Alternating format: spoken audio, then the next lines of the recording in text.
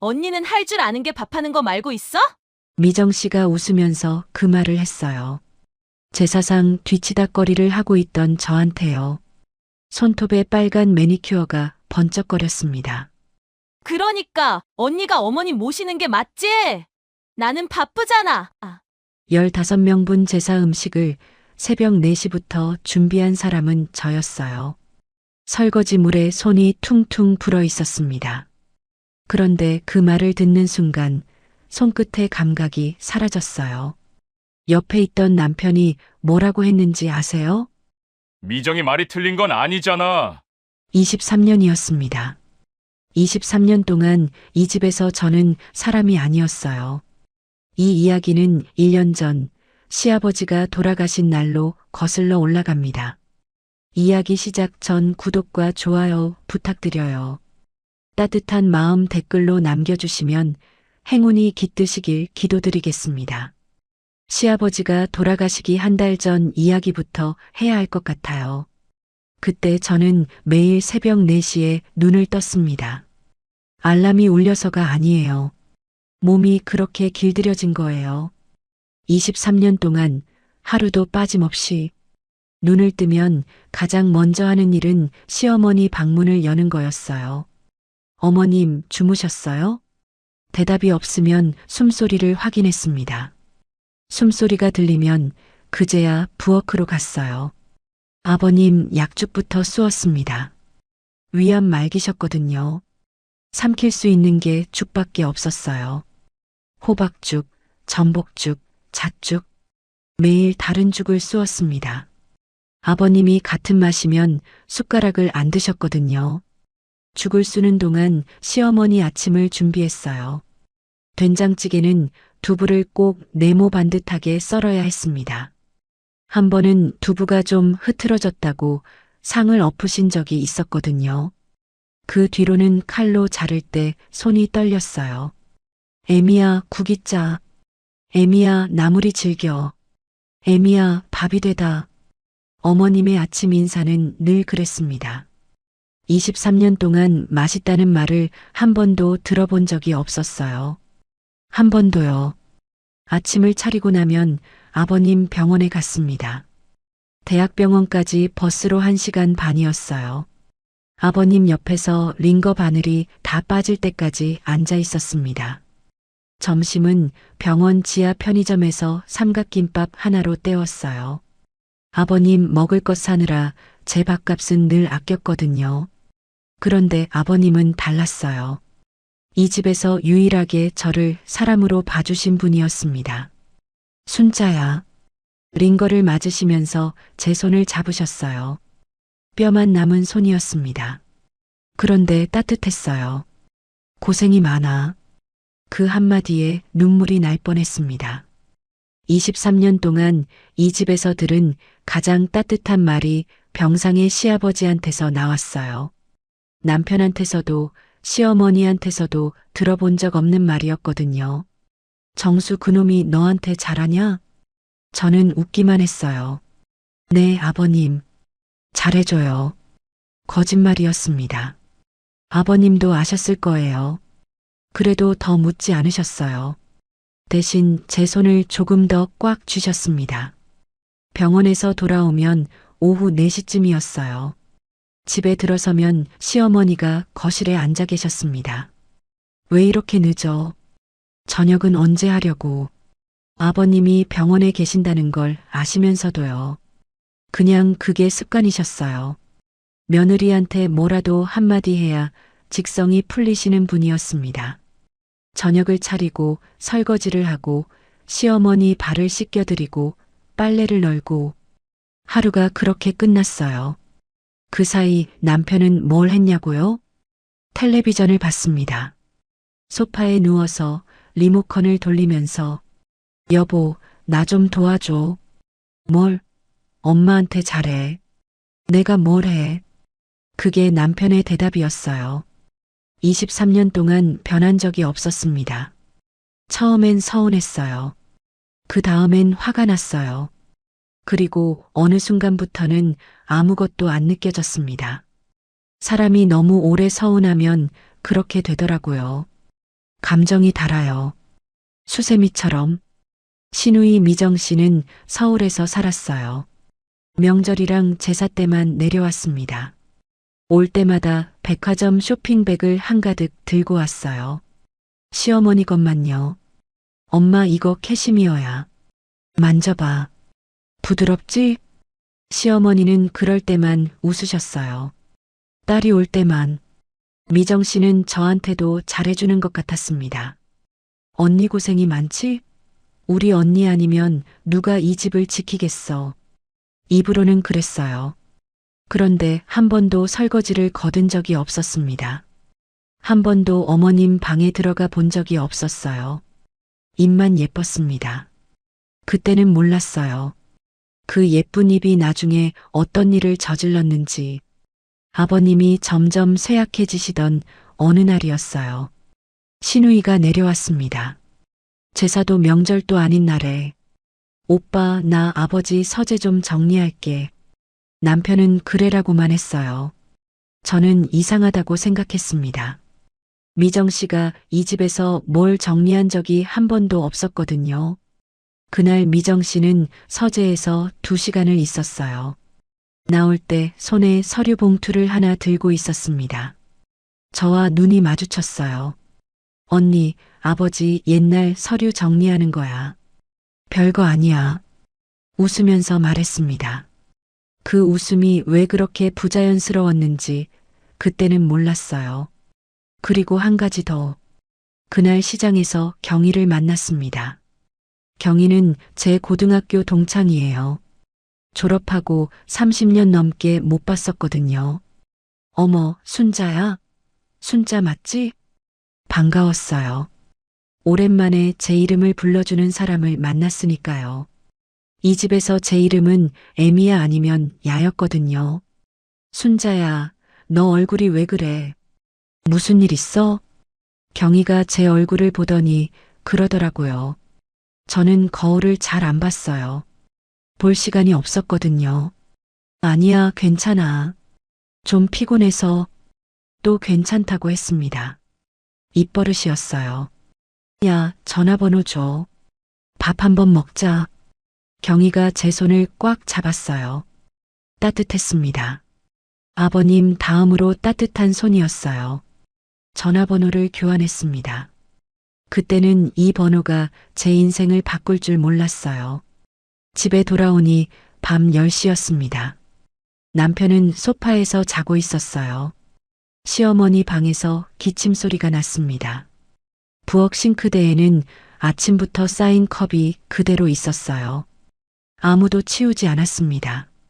저는 앞치마를 다시 묶었어요. 그게 제 하루였습니다.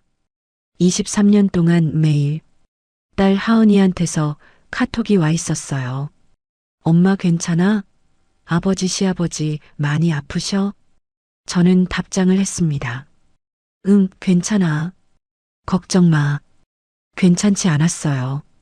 하나도요. 그런데 딸한테까지 짐이 되고 싶지 않았습니다. 하은이는 서울에서 혼자 직장 생활하느라 바빴거든요. 엄마가 괜찮다고 하면 괜찮은 줄 아는 나이였어요. 설거지를 하면서 생각했습니다. 이게 언제까지일까?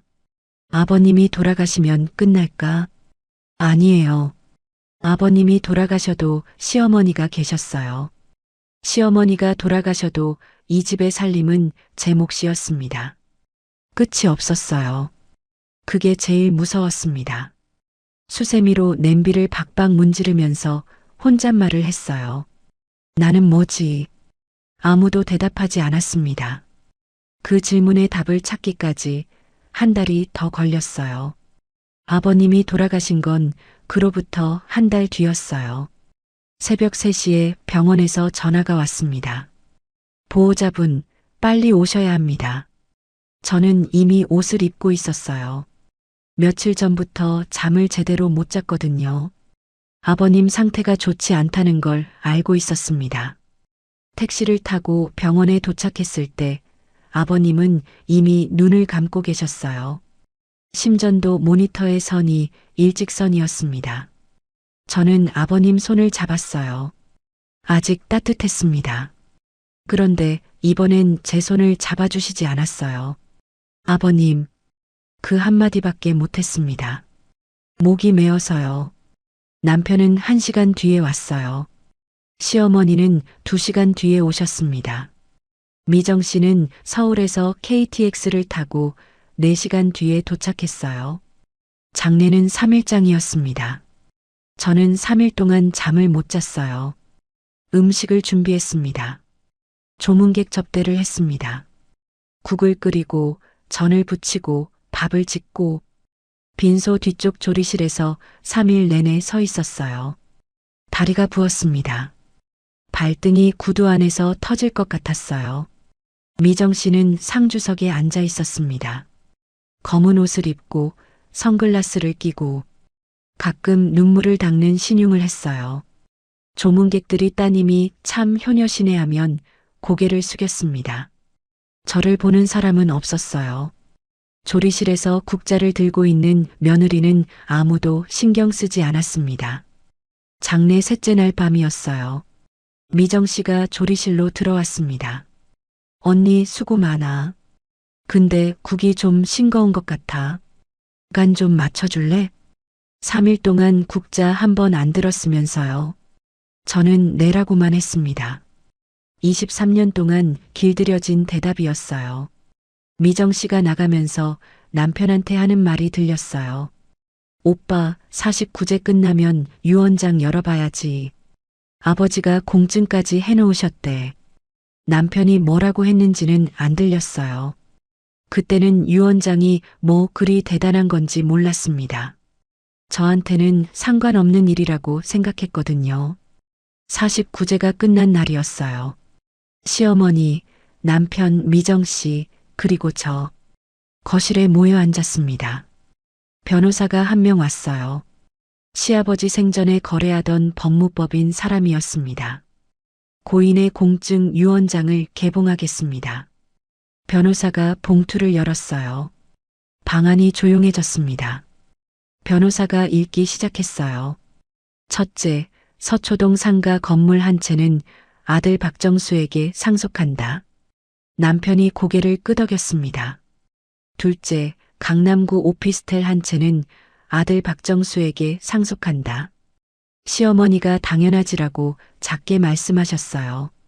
셋째, 예금 및 금융자산 총액은 아들 박정수와 딸 박미정이 6대4로 분할한다. 미정 씨가 살짝 입꼬리를 올렸어요. 6대4면 자기 몫도 적지 않았거든요. 넷째, 부기사항. 변호사가 잠깐 멈췄습니다. 안경을 고쳐 쓰더니 이어서 읽었어요. 아내 오말순의 노후 부양은 며느리 김순자가 성심껏 수행하기를 바라며 이를 가족 모두가 협력하여 지원하기를 당부한다. 그게 끝이었습니다. 건물 2채, 오피스텔 1채, 예금, 전부 남편과 시누이한테 갔어요. 저한테 남은 건 뭐였냐고요? 시어머니 간병이었습니다. 23년을 바쳤는데 새벽 4시에 일어나서 밤 11시에 잠든 23년의 대가가 시어머니를 성심껏 모셔라였어요. 손이 떨렸습니다. 분노가 아니었어요. 허탈함이었습니다. 주먹을 쥘 힘도 없었어요. 시어머니가 먼저 입을 여셨습니다. 아버님 뜻이 그러니까 순자가 나를 잘 모시면 돼. 원래 며느리가 하는 거요. 남편이 옆에서 말했어요. 엄마 말이 맞아. 내가 하던 거잖아. 달라질 거 없어. 저는 남편을 봤습니다. 23년을 같이 산 사람이에요. 그 사람의 눈에 미안함은 없었어요. 당연하다는 표정이었습니다. 마치 원래 그런 거 아니야? 하는 얼굴이었어요. 그때 미정 씨가 말했습니다. 언니, 너무 서운해하지 마. 아버님이 언니를 그만큼 믿으신 거야. 어머니 잘 부탁해. 웃고 있었어요. 그 빨간 매니큐어 손톱으로 커피잔을 감싸주면서 3일 동안 국자 한 번 안 든 손이었습니다. 저는 아무 말도 못했어요. 입이 열리지 않았습니다.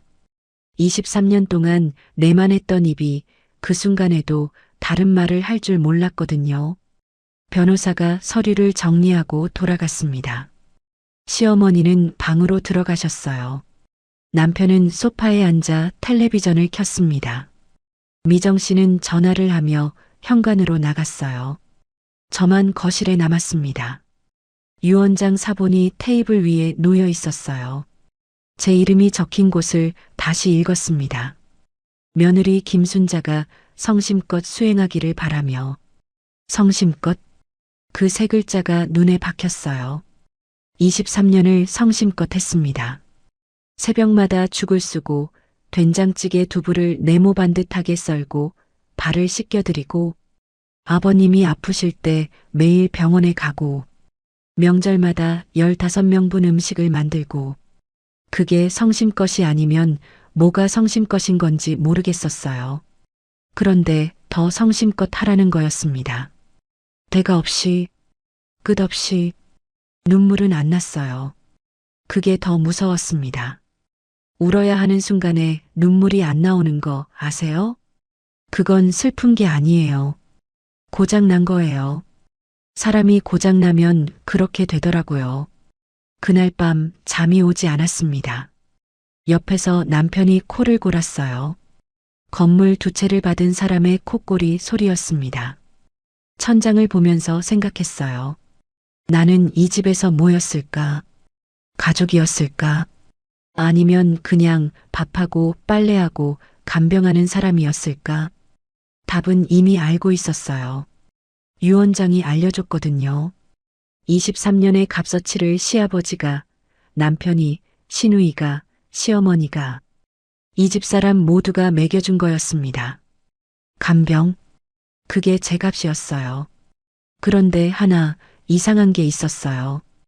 유언장이 공개되는 동안 미정 씨의 표정을 저는 봤거든요. 다른 사람들은 못 봤을 거예요. 저만 봤어요. 변호사가 부기사항을 읽기 직전이었습니다. 미정 씨가 아주 잠깐, 정말 찰나의 순간, 안도하는 표정을 지었어요. 입꼬리가 살짝 올라갔다가 내려왔습니다. 마치 됐다 하는 얼굴이었어요. 그때는 뭐가 됐다는 건지 몰랐어요. 나중에야 알았습니다. 아버님이 저한테 남기려고 했던 게 따로 있었다는 걸, 그리고 그걸 미정 씨가 없앴다는 걸, 그 이야기는 다음에 하겠습니다. 유언장 공개 후 일주일이 지났어요. 달라진 건 없었습니다. 아니, 하나 달라졌어요. 시어머니의 요구가 더 거세졌습니다. 아버님이 계실 때는 그래도 병원 다녀오면 쉴 틈이 있었어요. 이제 아버님이 안 계시니까 그 시간이 전부 시어머니 몫이 됐습니다. 애미야, 다리가 저려. 주물러. 애미야, 방이 추워. 온도 올려. 애미야, 심심해. 어디 가지 말고 옆에 있어. 아침부터 밤까지. 화장실 가는 것 외에는 시어머니 방에서 나올 수가 없었어요. 한 번은 마트에 장을 보러 나갔다가 전화가 왔습니다. 나간 지 40분밖에 안 됐었어요. 애미야, 어디야? 왜 이렇게 오래 걸려? 어머님, 마트가 좀 멀어서요. 금방 가겠습니다. 빨리 와. 목이 말라. 물은 탁자 위에 있었어요. 팔만 뻗으면 닿는 거리예요. 그런데 시어머니는 며느리가 따라줘야 물을 드셨습니다. 23년 동안 그랬어요. 당신 손으로 물을 따르시는 걸 본 적이 없었어요. 남편한테 말했습니다. 밤에 방문을 닫고 처음으로 여보, 왜? 텔레비전을 보고 있었어요. 눈도 안 돌렸습니다. 나 좀 쉬고 싶어. 그제야 고개를 돌렸어요. 이상한 걸 들은 것처럼. 뭘 쉬어? 엄마가 아프잖아. 당신도 아들이잖아요. 내가 그런 걸 어떻게 해? 여자가 하는 거지. 여자가 하는 거. 아들은 건물을 받고 며느리는 간병을 하는 거. 그게 이 집의 규칙이었습니다. 23년 동안 나 혼자 다 했어요. 이제 좀 나눠서 하면 안 돼요? 남편이 한숨을 쉬었어요. 귀찮다는 한숨이었습니다. 순자야, 엄마가 널 좋아하잖아. 내가 하면 엄마가 불편해하셔. 조금만 더 해. 좋아하잖아. 그 말이 귓속에서 맴돌았어요. 23년 동안 시어머니가 저한테 잘했어. 한 번, 고마워 한 번 한 적 없었거든요. 그게 좋아하는 건지, 아니면 편하게 부려먹는 건지, 저는 분간이 안 됐어요. 조금만 더라는 말.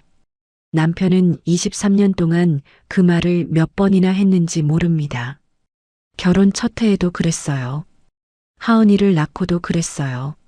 시어머니가 허리를 다쳤을 때도 그랬어요. 아버님이 암 진단을 받으셨을 때도 그랬어요. 조금만 더, 조금만 더, 조금만 더. 23년이 그 조금만의 합이었습니다. 더 이상은 안 되겠다 싶어서 경희한테 전화를 했어요. 경희야, 나 좀 만나자. 순자야, 무슨 일이야? 목소리가 왜 그래? 동네 카페에서 만났습니다. 경희는 시장 근처에서 부동산 사무실을 하고 있었어요. 이혼하고 혼자 일어선 사람이었습니다. 그래서 경희한테 전화한 거예요. 이 세상에서 저를 순자야라고 부르는 사람이 경희밖에 없었거든요. 커피를 시키고 앉았는데 말이 안 나왔어요. 뭐부터 말해야 할지 몰랐습니다. 23년을 어디서부터 꺼내야 하는지.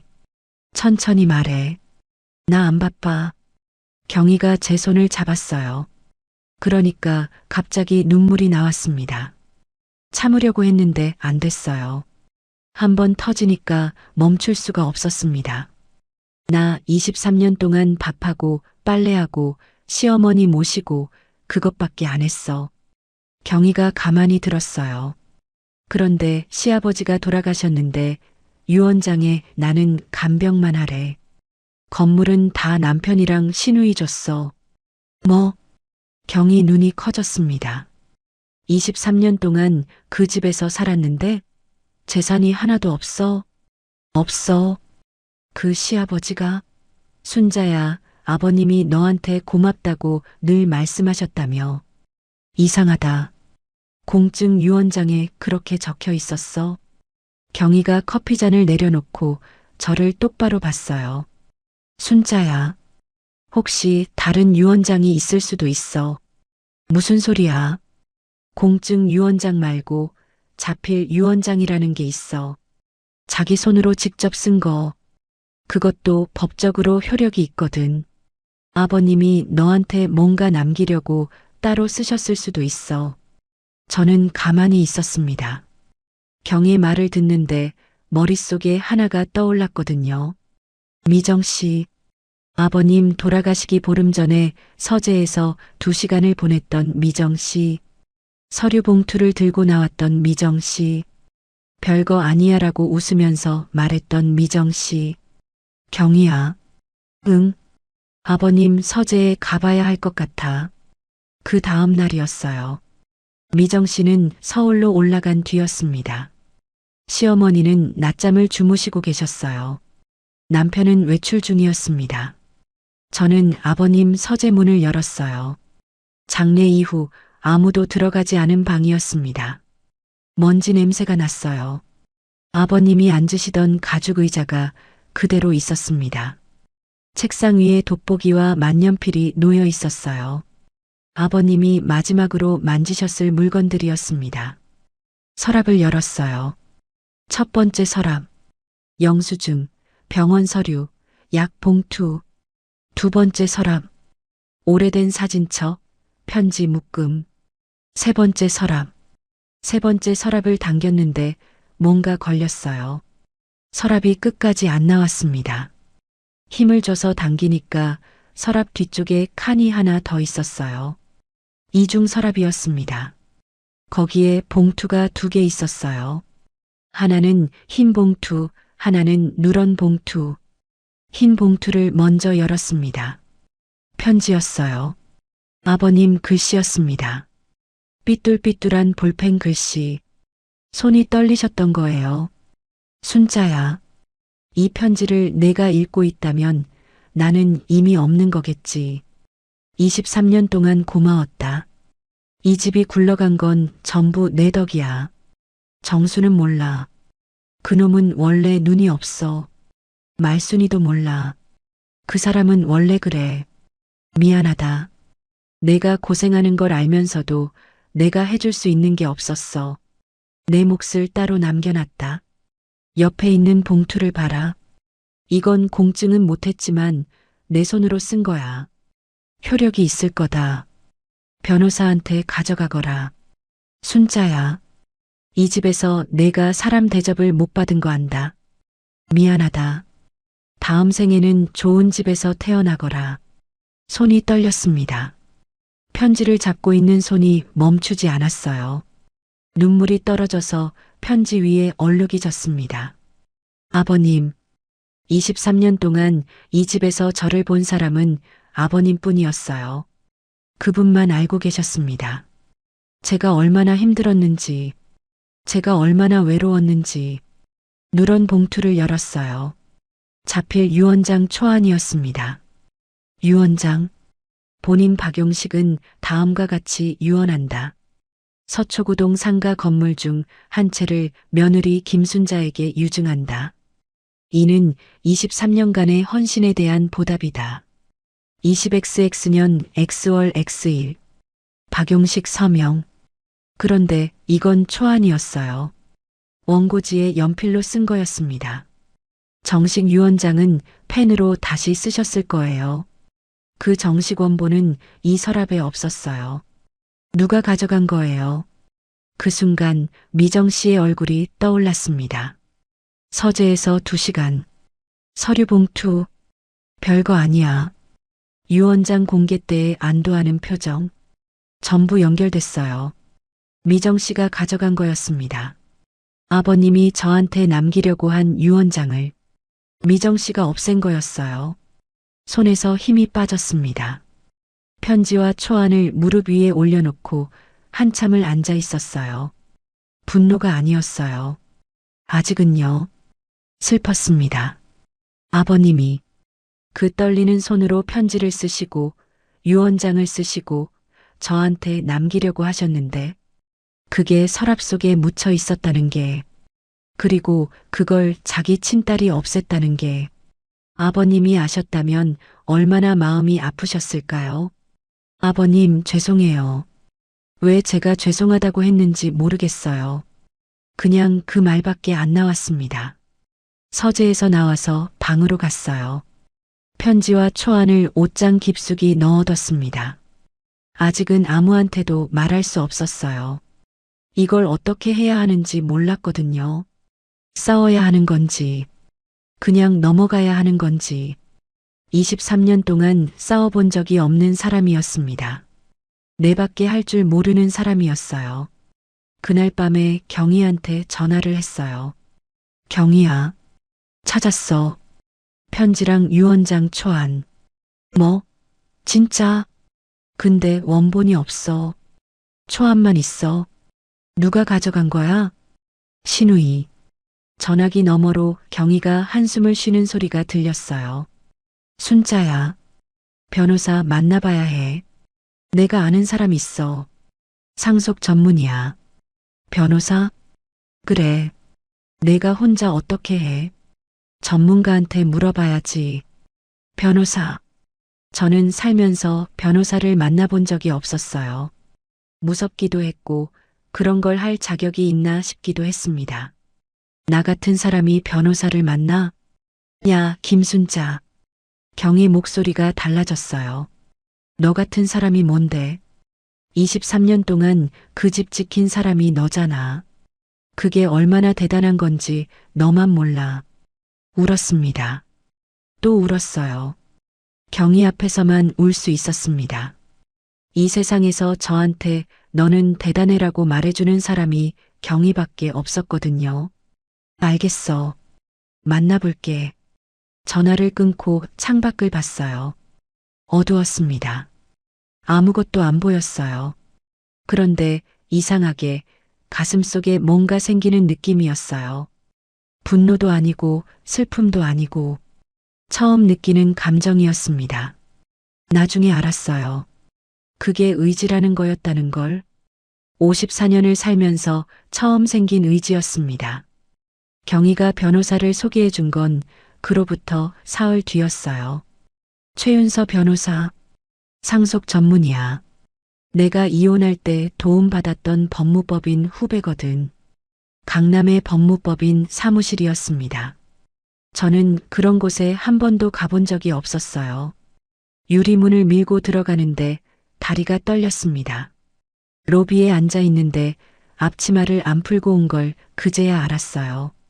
급하게 벗어서 가방에 넣었습니다. 최 변호사는 40대 여성이었어요. 안경을 쓰고 말이 빠르고 눈이 날카로웠습니다. 그런데 제 이야기를 들을 때는 한 번도 말을 자르지 않았어요. 저는 처음부터 끝까지 말했습니다. 23년 동안의 일을, 유언장을, 아버님의 편지를, 미정 씨가 서재에서 봉투를 들고 나간 걸, 최 변호사가 편지와 유언장 초안을 한참 들여다봤어요. 돋보기까지 꺼내셨습니다. 김순자 씨. 네. 이 초안에 날짜와 서명이 있어요. 필체도 일관됩니다. 고인이 직접 쓰신 게 맞다면 원본이 존재했을 가능성이 높습니다. 원본이 없으면 안 되는 건가요? 이 초안은 연필로 쓴 거예요. 자필 유언장이 법적 효력을 가지려면 펜으로 작성하고 날짜와 주소, 성명을 자필로 쓰고 날인까지 해야 합니다. 이건 초안이라 그 자체로는 부족해요. 심장이 내려앉았습니다. 그럼 소용이 없는 건가요? 아닙니다. 최 변호사가 안경을 벗고 저를 봤어요. 초안이 있다는 건 원본을 따로 작성했을 가능성이 크다는 뜻이에요. 이 편지 내용을 보세요. 옆에 있는 봉투를 봐라. 내 손으로 쓴 거야. 변호사한테 가져가거라. 이건 원본이 존재했다는 직접 증거입니다. 그러면 원본을 찾아야 합니다. 그리고 만약 누군가가 원본을 고의로 은닉하거나 폐기했다면 그건 법적으로 문제가 됩니다. 민법 제1004조 상속 결격 사유에 해당할 수 있어요. 상속 결격. 무슨 뜻인지 정확히는 몰랐지만 미정 씨한테 불리한 거라는 건 알겠었어요. 김순자 씨, 하나만 여쭐게요. 네. 싸우실 겁니까? 그 질문에 바로 대답을 못했어요. 싸운다는 게 뭔지 몰랐거든요. 23년 동안 내만 했던 사람한테 싸우겠습니다는 너무 큰 말이었습니다. 저는 말이 안 나왔어요. 입술만 떨렸습니다. 최 변호사가 기다려줬어요. 재촉하지 않았습니다. 그게 고마웠어요. 저는 재산이 탐나는 게 아니에요. 겨우 그 말을 했습니다. 아버님이 저한테 남기려고 한 마음을, 그걸 없앴다는 게, 그게 너무 목이 메어서 더 말을 못했어요. 최 변호사가 고개를 끄덕였습니다. 충분합니다. 제가 조사를 시작하겠습니다. 우선 고인의 생전거래 법무사를 추적할게요. 자필 유언장을 보관 의뢰하셨을 수도 있으니까요. 사무실을 나오는데 다리에 힘이 풀렸어요. 경희가 밖에서 기다리고 있었습니다. 어땠어? 싸워야 한대. 그래서? 모르겠어. 무서워. 경희가 제 어깨를 잡았어요. 순자야. 무서운 거 당연해. 근데 내가 안 싸우면 아무도 안 싸워줘. 그 신우이가 너한테 사과할 것 같아? 안 할 거예요. 그건 알았습니다. 변호사를 만나고 온 그 주였어요. 저는 이혼을 결심했습니다. 유언장 때문이 아니었어요. 그날 밤 남편한테 말했거든요. 아버님 편지를 찾았다고, 유언장 초안이 있었다고. 남편의 반응이 어땠는지 아세요? 그래서 그게 전부였어요. 여보, 아버님이 나한테 건물을 남기려고 하셨대. 근데 미정 씨가 그걸 가져간 것 같아. 미정이가? 설마. 그럴 리가 없어. 서재에서 봉투 들고 나간 거 나도 봤어요. 야, 그건 아버지 옛날 서류 정리한 거라고 했잖아. 미정 씨 말만 믿는 거예요? 남편이 짜증을 냈어요. 처음으로 목소리를 높인 게 아니었습니다. 이 사람은 자기한테 불편한 말을 들으면 항상 짜증부터 냈어요. 순자야, 아버지 돌아가신 지 얼마나 됐다고 재산 얘기야? 보기 안 좋아. 보기 안 좋다. 23년 동안 새벽에 일어나서 밥하고 간병한 사람이 자기 몫을 찾겠다는 게 보기 안 좋다래요. 건물 두 채를 아무 노력 없이 받아간 사람이 하는 말이었습니다. 당신한테는 보기 좋은 게 뭔데요? 뭐, 내가 아무 말 없이 시어머니 모시고 밥하고 죽을 때까지 사는 게 보기 좋은 거예요? 남편이 저를 봤습니다. 놀란 눈이었어요. 23년 동안 이런 말을 들어본 적이 없었으니까요. 야, 너 왜 이래? 갑자기가 아니었어요. 23년이었습니다. 23년 동안 쌓인 말이 이제야 나온 거예요. 나 이혼할 거예요. 방 안이 조용해졌습니다. 텔레비전 소리만 들렸어요. 미쳤어? 남편의 첫 반응이 그거였어요. 이 나이에 이혼? 어디 가서 뭘 하게? 가진 것도 없으면서. 맞았어요. 제 이름으로 된 건 아무것도 없었습니다. 통장도 집도 차도 23년 동안 이 집에 전부를 바쳤는데 제 이름으로 된 건 주민등록증밖에 없었어요. 없어도 나가요. 야, 진정해. 내일 얘기하자. 23년 동안 내일 얘기하자고 했어요. 더 이상 내일은 없어요. 남편이 입을 다물었습니다. 그 표정을 저는 알았어요. 귀찮다는 표정이었습니다. 아내가 이혼을 하겠다는데 이 사람의 감정은 귀찮음이었어요. 그게 답이었습니다. 더 확인할 것도 없었어요. 시어머니한테 말씀드린 건 그 다음 날 아침이었어요. 어머님, 드릴 말씀이 있습니다. 시어머니가 방에서 텔레비전을 보고 계셨어요. 채널을 돌리시면서 저를 안 봤습니다. 말해. 저 이혼하려고요. 리모컨이 떨어졌어요. 시어머니가 고개를 돌렸습니다. 얼굴이 하얗게 됐어요. 애미가 미쳤구나. 미치지 않았습니다. 어머님, 네가 나가면 나는 누가 봐? 정수가 밥을 할 줄 아냐? 빨래를 할 줄 아냐? 아드님이 배우시면 됩니다. 시어머니 눈이 커졌어요. 며느리한테서 이런 말을 들으신 적이 없으셨으니까요. 아들한테 밥을 하라고? 이게 지금 정신이 있는 거야, 없는 거야? 어머님, 23년 동안 저는 이 집에서 사람이 아니었어요. 이제 사람으로 살려고요. 시어머니가 한참 저를 보셨어요. 뭔가 말을 하려다가 입을 다무셨습니다. 그리고 다시 여셨어요. 나가서 뭘 하게. 할 줄 아는 게 뭐 있어. 그 말이 칼이었어요. 정확히 제 가슴에 꽂혔습니다. 왜냐면 사실이니까요. 저는 할 줄 아는 게 없었어요. 밥하고 빨래하고 간병하는 것 외에는요. 그런데 이상했어요.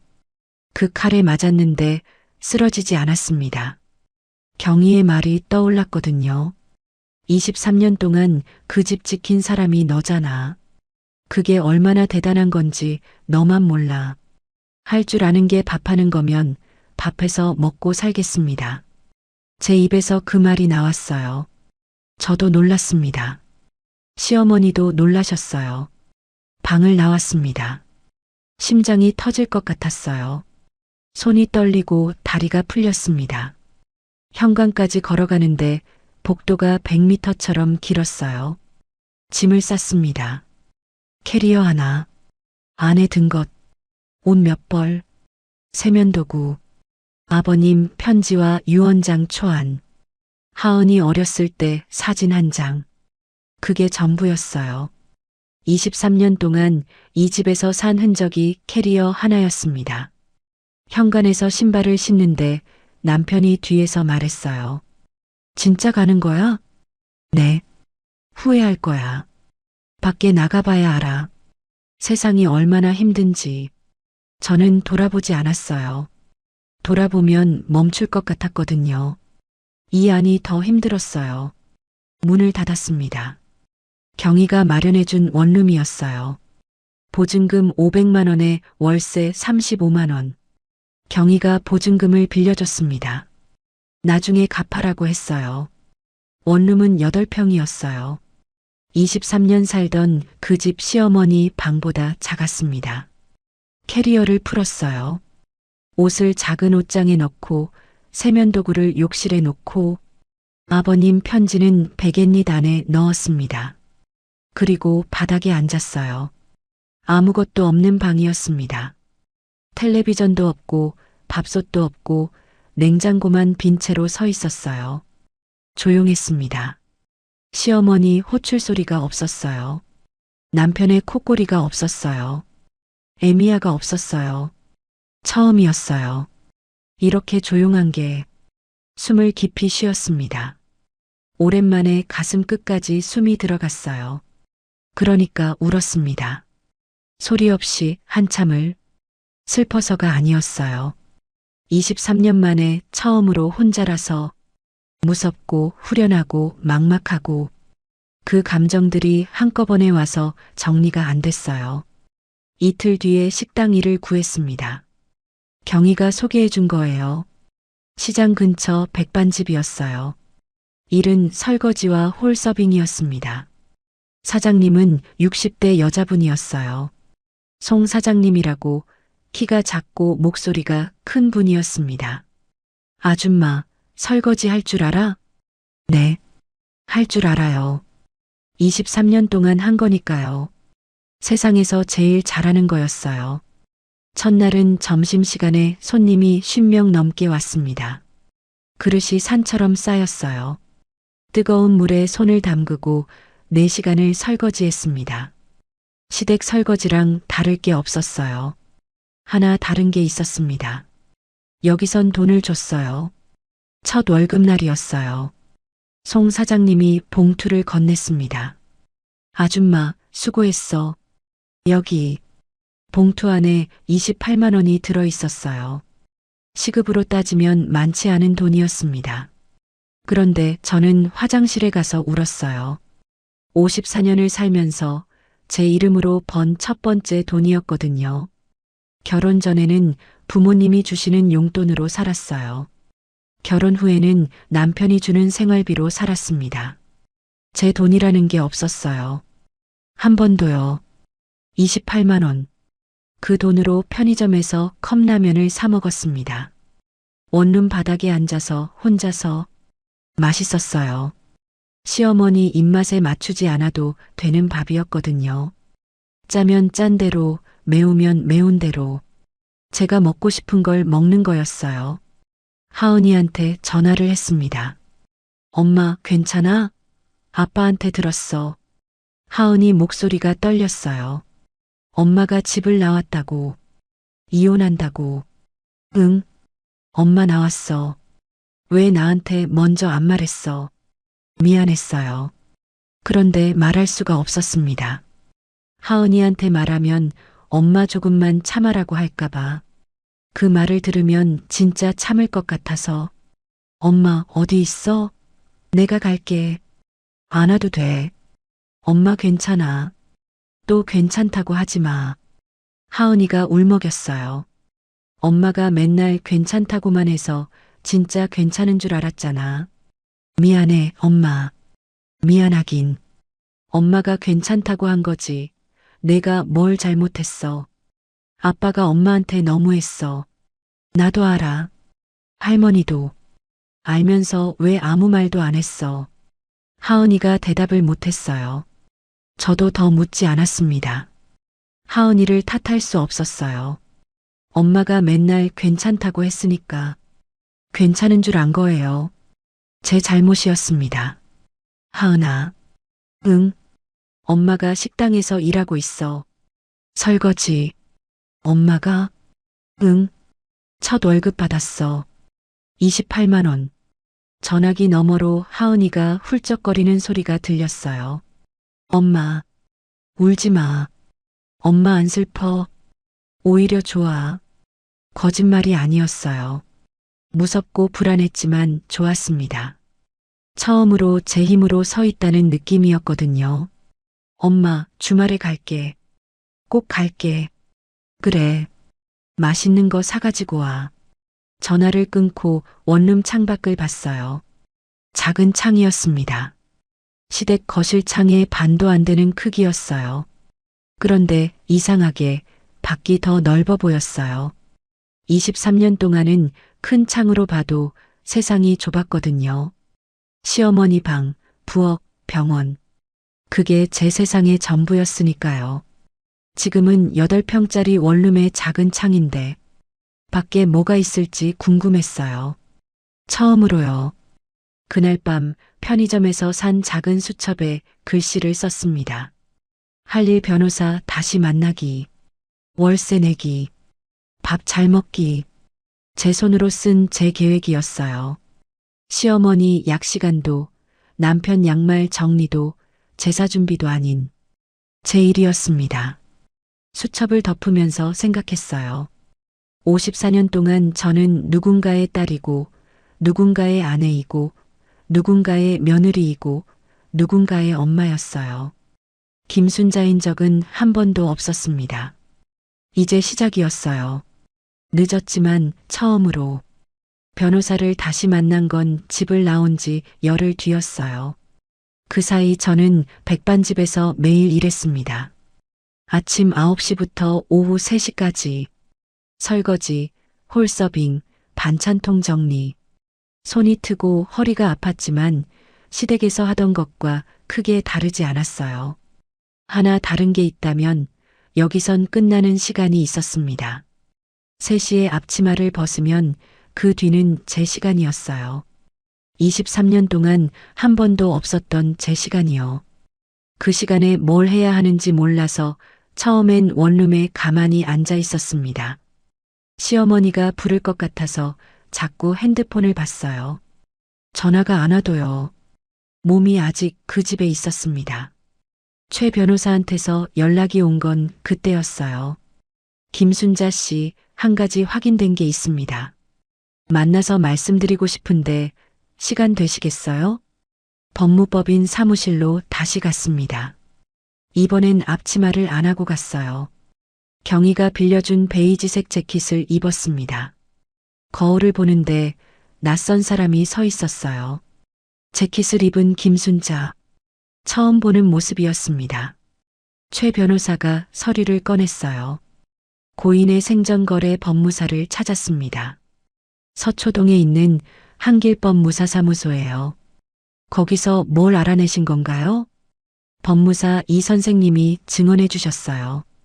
최 변호사가 메모를 읽었습니다. 박용식 어르신이 2년 전에 사무소를 방문하셨대요. 자필 유언장을 가져오셔서 보관을 의뢰하셨습니다. 아들한테는 공증 유언장이 있으니까 이건 며느리한테 주려고 따로 쓴 거야. 내가 죽으면 며느리 김순자한테 직접 전해달라고 하셨대요. 심장이 뛰었습니다. 아버님이 직접 가셨던 거예요. 떨리는 손으로 아마 택시를 타고 저한테 남기려고. 그런데요. 최 변호사의 표정이 어두워졌어요. 고인이 돌아가시기 6개월 전에 따님 되시는 분이 사무소를 방문했습니다. 따님, 미정 씨, 아버지 심부름으로 왔다. 유언장을 수정하실 거라서 원본을 가져가야 한다고 했대요. 법무사가 그냥 줬어요?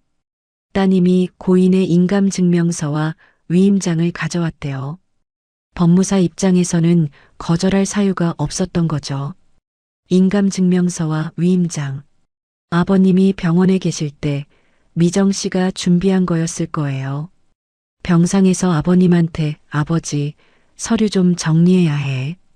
여기 도장 좀 찍어줘 하면 아버님은 찍으셨을 거예요. 딸이니까 의심하지 않으셨을 거예요.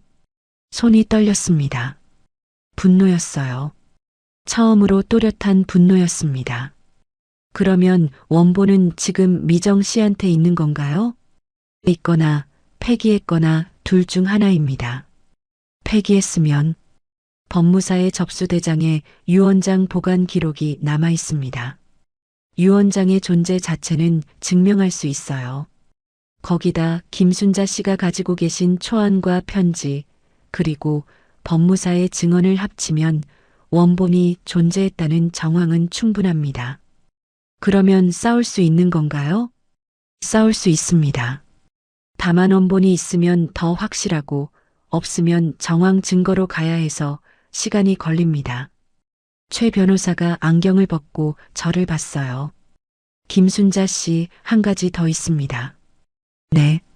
법무사 이 선생님이 고인의 오랜 친구분도 알고 계세요. 유언장 쓸 때 같이 오신 분이 있었대요. 증인으로 서주셨던 분입니다. 누구요? 장복만이라는 어르신이에요. 고인과 40년 넘은 친구분이라고 합니다. 장할아버지, 저도 아는 분이었어요. 명절 때마다 시아버지를 찾아오시던 분. 흰 머리에 지팡이를 짚고 항상 시아버지랑 바둑을 두시던 분이었습니다. 그 어르신을 만나봐야 합니다. 유언장 내용을 알고 계실 수도 있고 작성 과정을 증언해 주실 수 있어요. 장 할아버지를 찾아간 건 그 주 토요일이었어요. 경기도 용인의 작은 아파트에 살고 계셨습니다. 혼자 사셨어요.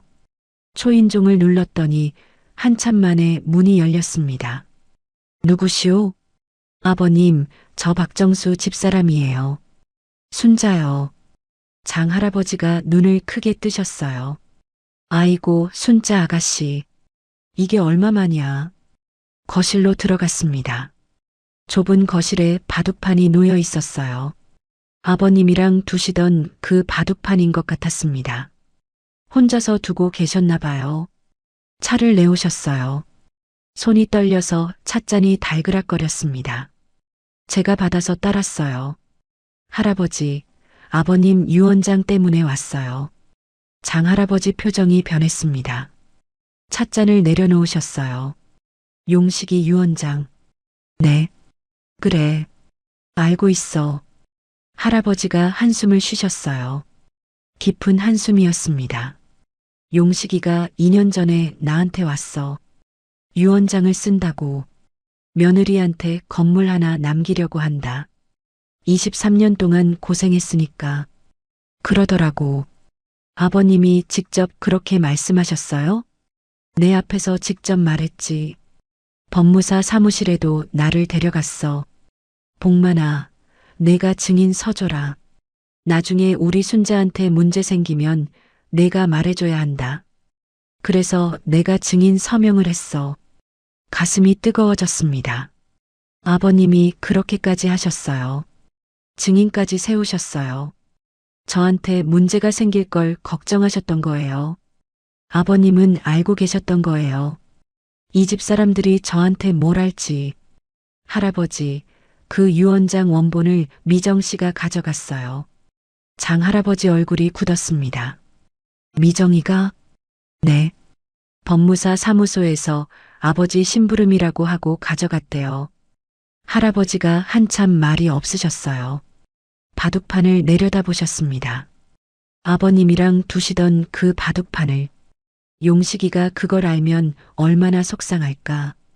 할아버지 눈이 붉어지셨어요. 순자 아가씨, 내가 도와줄 수 있는 게 있으면 말해. 용식이가 나한테 부탁했어.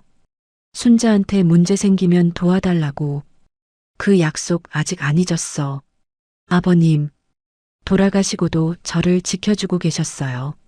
장 할아버지를 통해서 눈물을 참으려고 했는데 안 됐습니다. 할아버지 앞에서 울고 말았어요. 할아버지가 휴지를 건네셨어요. 울지 마. 용식이가 하늘에서 보고 있을 거야. 증인 확보, 법무사 진술, 초안과 편지. 최 변호사가 말했어요. 정황 증거는 충분합니다. 이제 결정적인 게 하나 더 필요해요. 뭔데요? 박미정 씨 본인이 원본을 가져갔다는 걸 인정하는 증거. 직접 자백이면 가장 좋습니다. 자백을 어떻게 받아요? 미정 씨가 순순히 인정할 사람이 아닌데. 방법은 있습니다. 다만 그건 좀 더 준비가 필요해요. 최 변호사가 말한 방법이 뭔지 그때는 몰랐어요. 나중에 하은이가 그 방법을 들고 왔습니다. 그 사이에 저는 계속 백반집에서 일했어요. 송 사장님은 무뚝뚝했지만 나쁜 분은 아니었어요. 일을 잘하면 아무 말 안 하셨고 못하면 바로 말씀하셨어요. 시어머니처럼 트집을 잡는 게 아니라 이건 이렇게 하는 거야 하고 알려주셨어요. 한 달쯤 지났을 때였어요. 점심 러시가 끝나고 정리를 하고 있었는데 송 사장님이 부엌으로 부르셨어요. 아줌마, 이리 와봐. 네, 사장님. 이거 먹어봐. 김치찌개였어요. 사장님이 새로 만든 거였습니다. 어때? 한 숟갈 먹었어요. 맛있었습니다. 그런데 뭔가 아쉬웠어요. 사장님, 여기에 들깨가루 조금 넣으면 더 구수할 것 같아요. 사장님이 저를 봤어요. 한참을. 해봐. 네. 내가 해봐. 들깨가루 넣어서. 저는 들깨가루를 넣고 약한 불에서 한 번 더 끓였어요. 사장님이 한 숟갈 드셨습니다. 이게 낫네. 그게 전부였어요. 그런데 가슴이 뛰었습니다. 23년 동안 밥을 했는데 이게 낫네라는 말을 처음 들어봤거든요.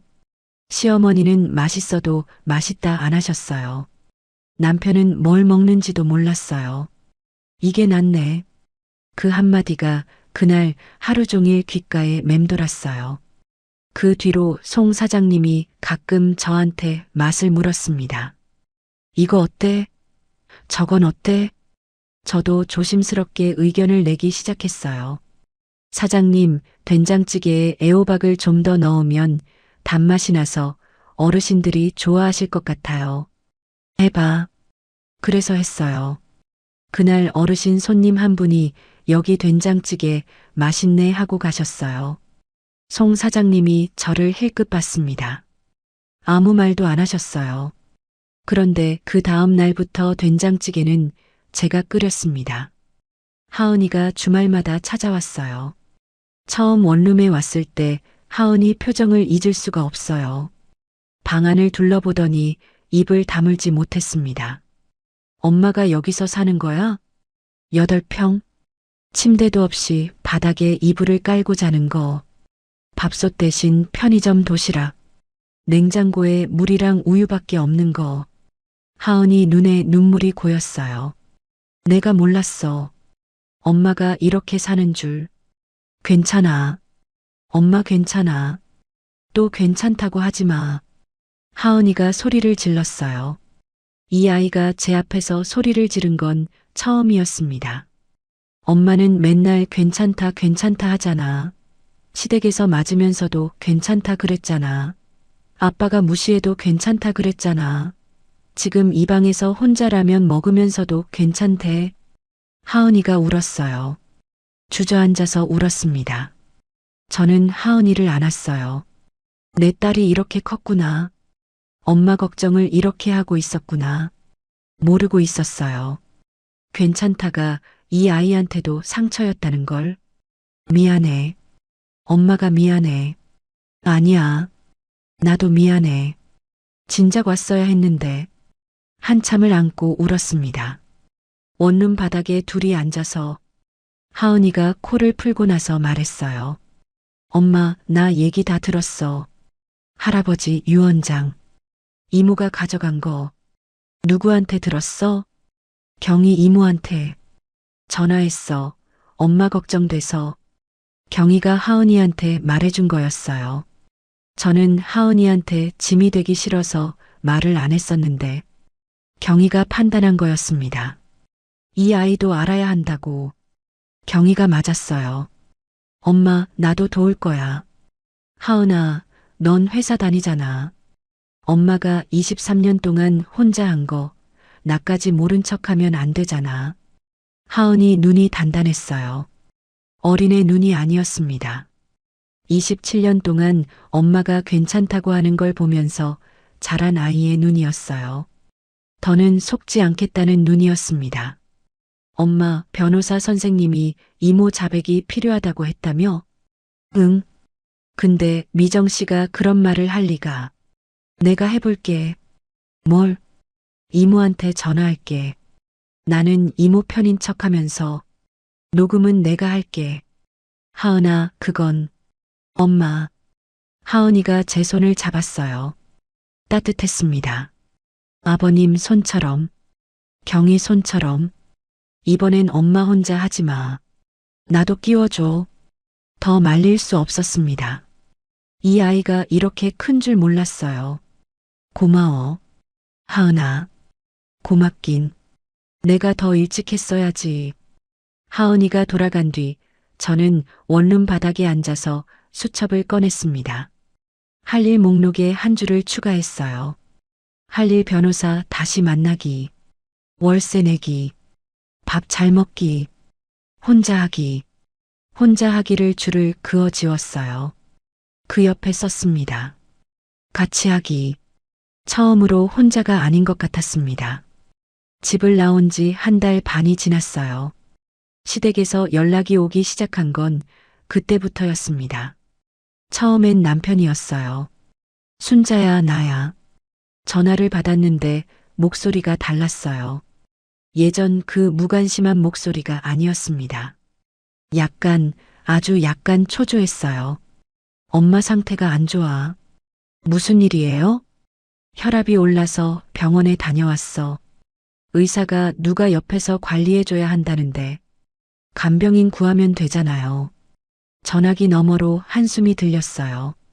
간병인이 한 달에 200만 원이야. 그 돈을 어디서 내? 건물 2채에 오피스텔 한 채를 받은 사람이 200만 원이 없다고요.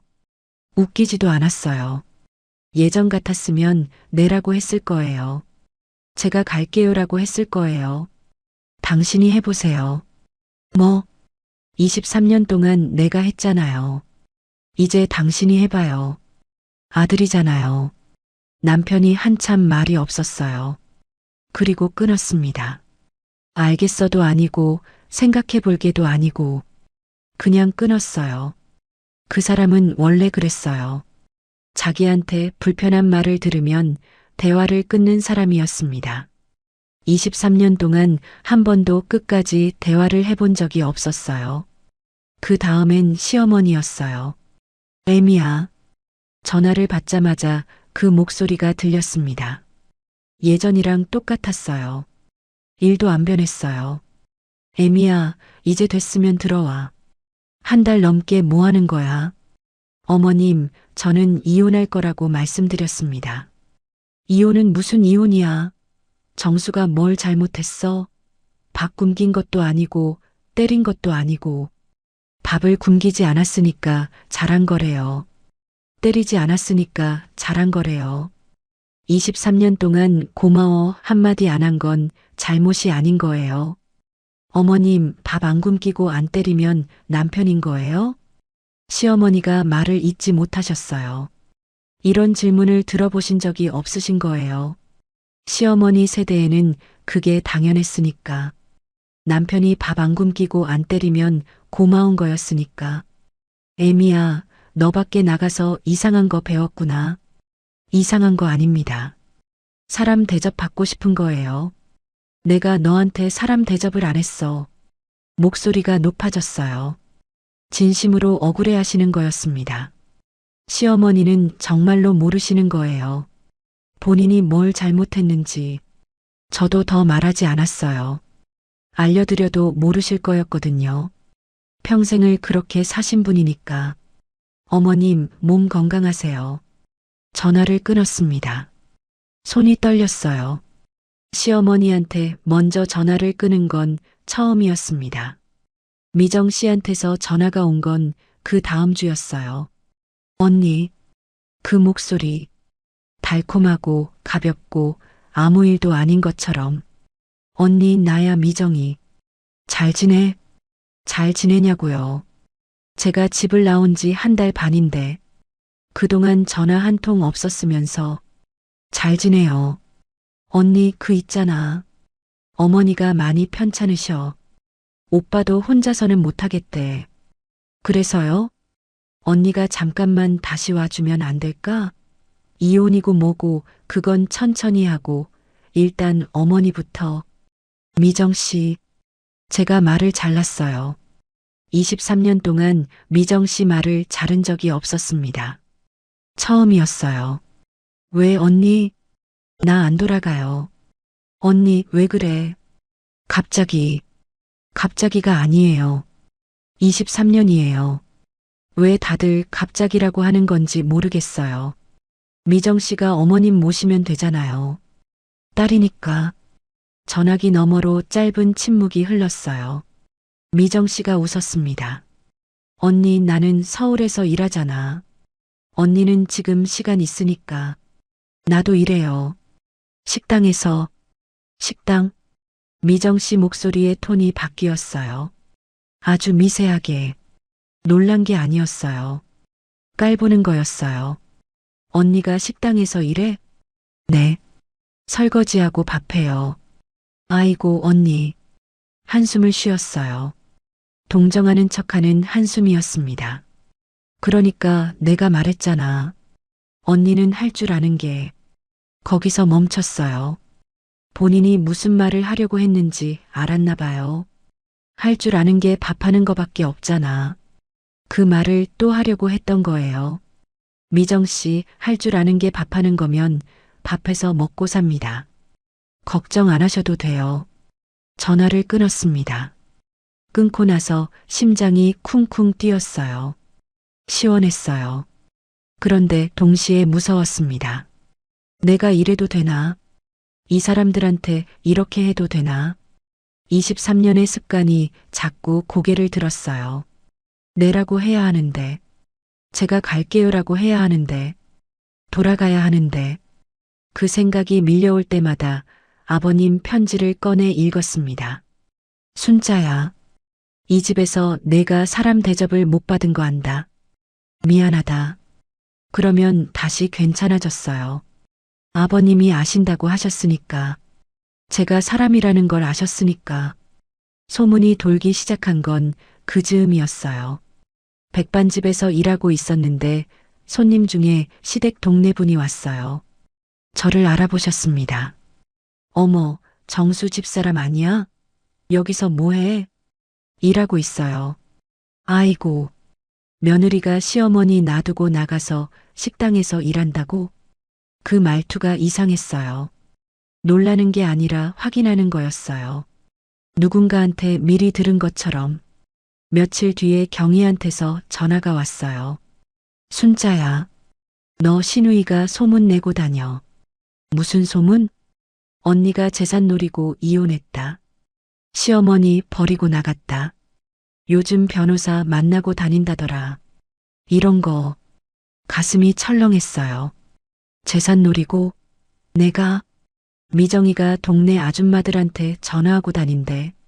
시댁 쪽 친척들한테도 23년 동안 새벽부터 밤까지 이 집을 지킨 사람이 재산을 노리고 나갔대요. 아버님 간병을 매일 한 사람이 시어머니를 버렸대요. 미정 씨는 원래 그런 사람이었어요. 겉으로는 언니하면서 뒤에서는 칼을 가는 사람. 유언장을 훔친 것도 모자라서 이제 제 이름까지 더럽히는 거였어요. 소문은 빨리 퍼졌습니다. 백반집 손님들 사이에서도 수군거리는 게 느껴졌어요. 저 아줌마가 시어머니 버리고 나온 사람이래. 직접 들은 건 아닌데 눈빛으로 알 수 있었어요. 송 사장님 귀에도 들어갔어요. 어느 날 설거지를 하고 있는데 사장님이 옆에 오셨습니다. 아줌마. 네, 사장님. 동네에서 아줌마 얘기 좀 들었어. 손이 멈췄어요. 여기서도 잘리면 저는 갈 곳이 없었거든요. 사장님, 그건 사실이 아니에요. 나는 안 물어봤어. 사장님이 말을 잘랐어요. 나는 내 눈으로 본 것만 믿어. 아줌마가 한 달 동안 여기서 일한 거 다 봤어. 새벽부터 와서 묵묵히 일하고 불평 한마디 안 하고. 그런 사람이 나쁜 짓 할 사람이야? 눈물이 났어요. 참으려고 했는데 안 됐습니다. 울지 마. 설거지 물에 눈물 빠져. 사장님은 그렇게 말하고 부엌으로 들어가셨어요. 무뚝뚝했습니다. 그런데 따뜻했어요. 23년 동안 시댁에서 못 느낀 걸 이 식당에서 느꼈습니다. 그래도 흔들렸어요. 거짓말이면 제가 안 흔들렸겠어요. 밤에 원룸에서 천장을 보면서 생각했습니다. 내가 잘못한 건가? 어머님이 아프신데 내가 나온 게 잘못인 건가? 23년 했으면 좀 더 하지. 사람들이 뒤에서 뭐라고 하는데 변호사까지 만나고 다니는 게 너무 나간 건가? 내라고 했으면 편했을 거예요. 돌아가서 다시 앞치마 메고 시어머니 방에 들어가면 아무도 뭐라 안 했을 거예요. 소문도 사라지고 미정 씨도 웃으면서 언니 잘 생각했어 했을 거예요. 그게 더 편한 건 맞았어요. 근데 편한 게 맞는 건 아니잖아요. 그때 경희한테서 전화가 왔어요. 순자야, 너 지금 흔들리고 있지? 이 사람은 어떻게 아는 건지. 조금. 23년 참았으면 됐어. 내 인생 한 번도 안 살아봤잖아. 근데 어머님이 아프신데. 아, 그 집에 아들이 있어. 딸이 있어. 왜 며느리만 해야 해? 순자야, 내가 돌아가면 뭐가 달라져? 또 새벽 4시에 일어나고, 또 에미야 듣고, 또 10년 지나가. 그때도 지금이랑 똑같아. 아니, 더 늙어서 더 힘들어. 경의 말이 맞았어요. 돌아가면 달라질 게 없었습니다. 24년째가 될 뿐이었어요. 안 돌아갈 거야. 그래. 그게 맞아. 근데 경희야, 소문이 너무 퍼졌어. 내가 재산 노린다고. 그건 미정이가 뿌린 거잖아. 소문은 진실이 밝혀지면 사라져. 진실을 밝히려면 미정 씨의 자백이 필요했습니다. 하은이한테서 연락이 온 건 그 주 금요일이었어요. 엄마, 나 준비됐어. 뭐가? 이모한테 전화할 거야. 녹음. 심장이 쿵 내려앉았어요. 하은아, 위험하지 않을까? 위험할 건 없어. 이모는 나를 의심 안 해. 나는 맨날 이모 편이었으니까. 맞았어요. 하은이는 어렸을 때부터 미정 씨를 좋아했어요. 이모가 올 때마다 예쁜 옷이랑 과자를 사다 줬거든요. 미정 씨도 하은이를 예뻐했어요. 우리 하은이 하면서. 그래서 하은이가 전화하면 미정 씨는 경계를 안 할 거예요. 엄마, 변호사 선생님이 알려준 대로 할게. 걱정 마. 최 변호사가 하은이한테 미리 가이드를 준 거였어요. 어떻게 말을 꺼내야 하는지, 어디까지 유도해야 하는지. 엄마는 옆에서 듣지 마. 내가 긴장해. 알겠어. 전화를 끊고 기다렸습니다. 1시간이 지났어요. 2시간이 지났어요. 3시간째. 핸드폰이 울렸어요. 하은이였습니다. 엄마. 됐어. 뭐라고 했어? 하은이가 녹음 파일을 보내줬어요. 이어폰을 꽂고 들었습니다. 하은이 목소리가 먼저 나왔어요. 평소보다 밝은 목소리였습니다. 이모, 나 하은이야. 잘 지내? 어머, 우리 하은이 웬일이야? 이모, 나 고민이 있어서. 엄마가 변호사 만나고 다닌다고 하잖아. 나도 좀 걱정돼서. 걱정? 뭐가? 이모, 솔직히 말해줘. 할아버지 유언장 원본 이모가 갖고 있어? 짧은 침묵이 흘렀어요. 그리고 미정 씨 목소리가 나왔습니다. 하은아, 그건 왜 물어? 엄마가 변호사한테 의뢰했대. 유언장 원본을 찾겠다고.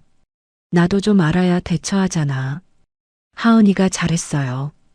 자기가 엄마 편이 아닌 척, 자기도 걱정이라는 척. 미정 씨가 안심할 수 있게.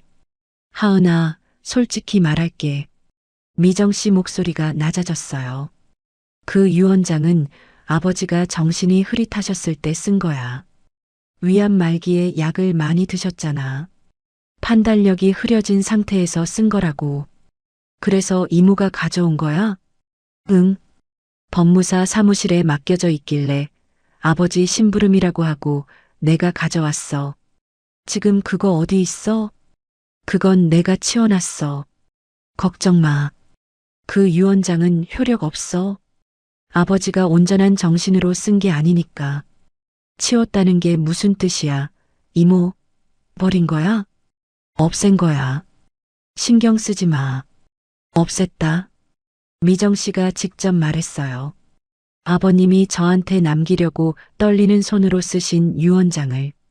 법무사까지 찾아가시고 증인까지 세우신 유언장을 미정 씨가 없앴다고 했어요. 하은아, 이건 우리끼리 얘기야. 엄마한테 말하면 안 돼. 알겠지? 응, 이모. 나도 복잡해지는 거 싫어. 그래, 우리 하은이가 똑똑하지. 이모가 나중에 맛있는 거 사줄게. 녹음이 끝났어요. 이어폰을 빼고 한참 앉아 있었습니다.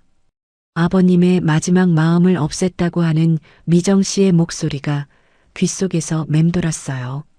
정신이 흐릿했다고요.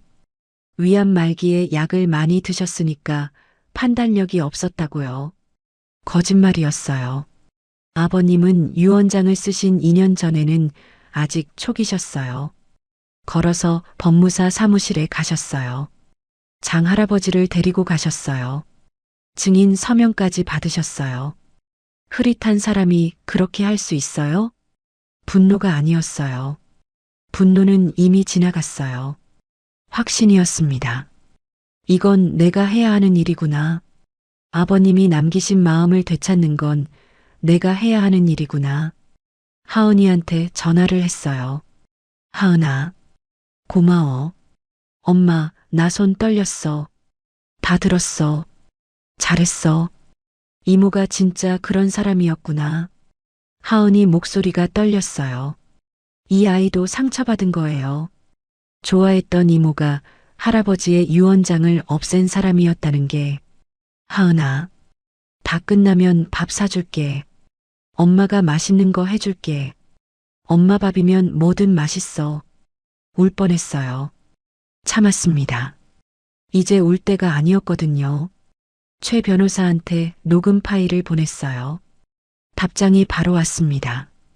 김순자 씨, 이거면 됩니다. 다음 단계로 가겠습니다. 다음 단계. 이제 진짜 시작이었습니다. 최 변호사가 움직인 건 녹음 파일을 받은 지 사흘 뒤였어요. 김순자 씨, 내용 증명을 발송했습니다. 내용 증명이 뭔가요? 법적으로 나는 이 사실을 알고 있다고 공식 통보하는 겁니다. 박미정 씨에게 자필 유언장 원본을 반환하라는 내용이에요. 반환하지 않을 경우 유언장 은닉에 따른 법적 조치를 취하겠다고 명시했습니다. 법적 조치. 저는 그 말이 무서웠어요. 미정 씨한테 칼을 겨누는 것 같았거든요. 내가 이래도 되나 하는 생각이 또 올라왔습니다. 그런데 아버님 편지가 떠올랐어요. 순자야, 내 몫을 따로 남겨놨다. 아버님이 남기신 건 건물이 아니었어요. 내가 고생한 걸 나는 알고 있었다는 말이었어요. 그 말을 없앤 사람한테 칼을 겨누는 게 아니라 아버님의 마음을 되찾는 거였습니다. 변호사님, 미정 씨가 순순히 응할까요? 안 하겠죠. 최 변호사가 단호하게 말했어요. 내용 증명은 첫 수입니다. 상대방을 압박하고 상대방의 반응을 보는 거예요. 어떻게 나오느냐에 따라 다음 수를 두면 됩니다. 미정 씨의 반응은 이틀 만에 왔어요. 전화가 아니었습니다. 남편한테서 전화가 왔어요. 순자야, 너 지금 뭐 하는 거야? 목소리가 떨리고 있었어요. 화가 난 건지 겁이 난 건지. 내용 증명? 변호사? 미정이한테 그게 무슨 짓이야? 미정 씨가 아버님 유언장을 가져갔어요. 그거 알고 있어요?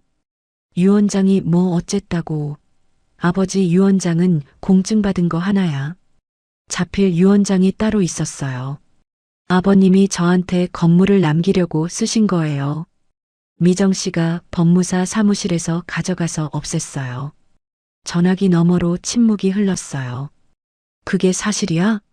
사실이에요. 법무사 진술도 있고 장 할아버지 증언도 있어요. 남편이 한참 말이 없었습니다.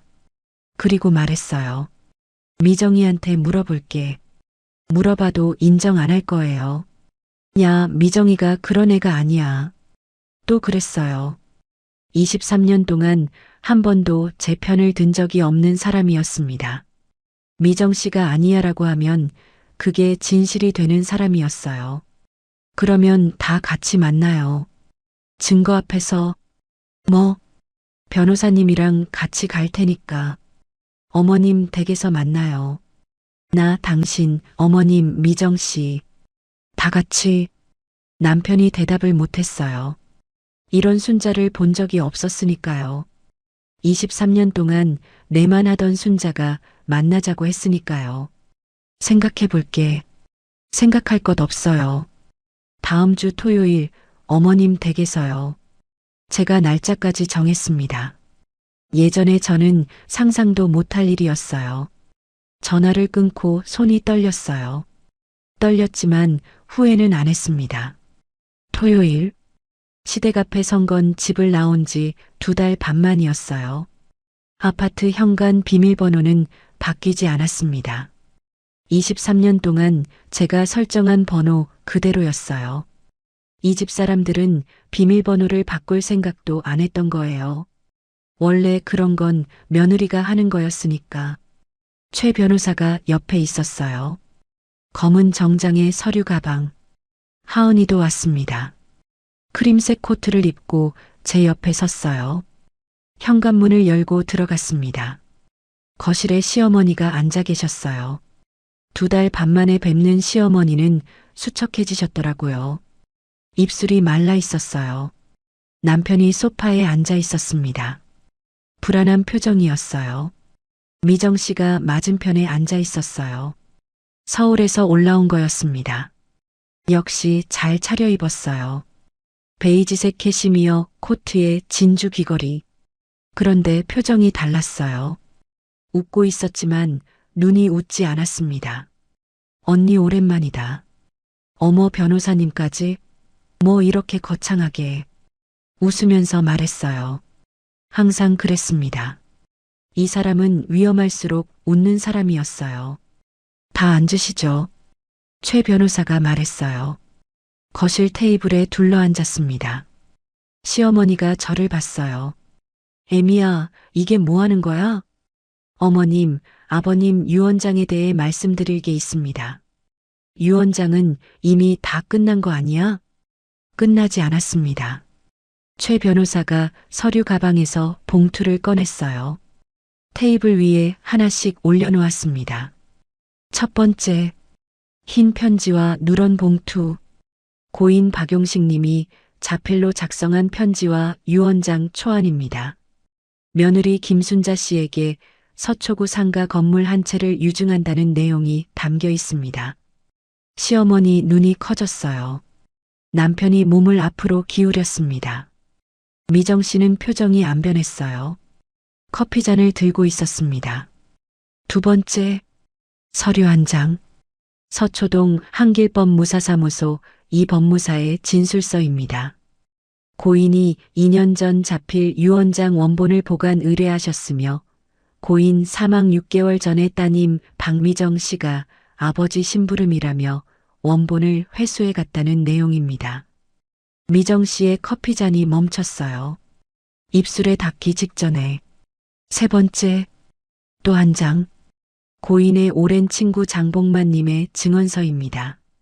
유 원장 작성 시 증인으로 참석하셨으며 고인이 직접 며느리에게 건물을 남기겠다고 말씀하셨다는 내용입니다.